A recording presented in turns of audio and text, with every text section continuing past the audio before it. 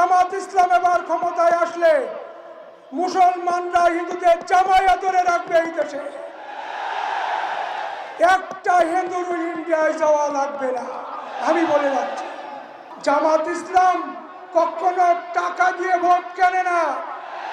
টাকা দিয়ে ভোট কেনা যায় হাটের গরু, ছাগল, হাঁস, মুরগি।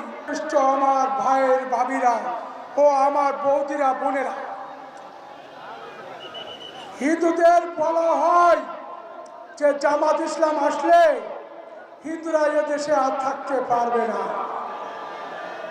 কেন অপপ্রচার করেন জানি না। জামাত ইসলাম এবার ক্ষমতায় আসলে মুসলমানরা হিন্দুদের জামাইয়া ধরে রাখবে এই দেশে।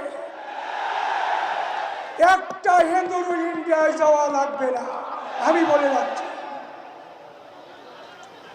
আর আমাদের একদলীয় মহাসচিব উনি কয়েকদিন আগে বললেন যে জামাত ইসলাম বিকাশ নাম্বার নিচ্ছে।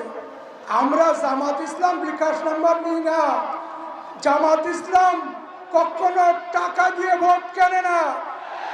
টাকা দিয়ে ভোট কেনা যায় হাটের গরু, ছাগল, হাঁস।